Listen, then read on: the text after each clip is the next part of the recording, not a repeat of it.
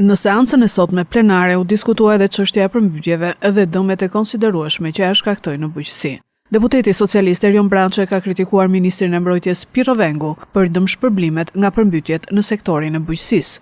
Ajo që më shqetëson ka të bëjë me faktin që kanë ndodhur fatkeqësi natyrore të mëdha në harkun nga Korriku deri në Janar dhe natyrisht bujqësia ka marrë një goditje të konsiderueshme. Në verë goditja për bujqësinë erdhi në dy zona të rëndësishme siç është Gramshi, sa i takon blegtorisë, dhe Delvina, sa i takon blegtorisë dhe frutikulturës, dhe natyrisht duhet paguajnë për to. Ma habiti ministri i mbrojtjes kur tha që janë kaluar parat për të shlyer këto dëme të shkaktuara, veçanërisht për baktit, po edhe për frutikulturën, sepse në buxhet unë nuk i gjej.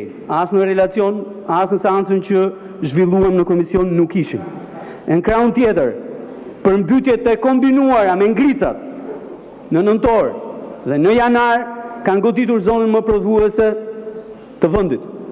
Duke filluar nga sipër, nga Shkodra në Obote, në nën Shkodër për të vazhduar në Zadrim, për të mbritur në Durrës, për të zbritur pastaj në zonën më prodhuese të vendit sa i takon Serave, zonën e bashkisë Sur Vajgurore, në krahun tjetër zonën e bashkisë Kuçov sa i takon Kozarës për të shkuar në Fier, e që natyrisht janë zonat më prodhuese, është ekonomia më e madhe e prodhimit në Serë.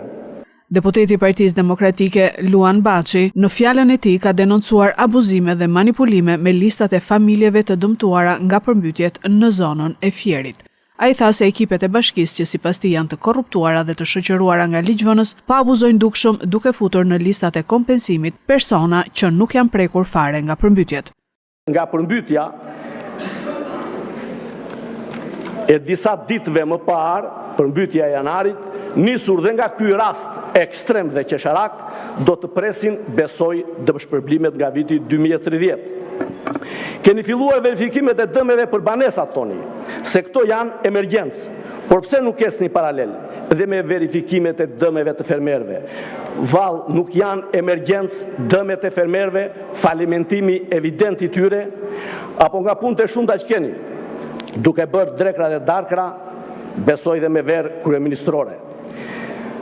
Tashmë kemi ekipet tuaja të korruptuara të bashkisë që kanë dalë në teren, të shoqëruar madje dhe me ligjvënës, po abuzoni dukshëm dhe turpshëm, duke vendosur në listat e dëmtuarve banor që nuk u ka hyrë asnjë pikë ujë në shtëpitë e tyre, por janë të njohur të komisionit, votues tuajt, ose nga ata që duhet të kthehen dhe të votojnë për ju.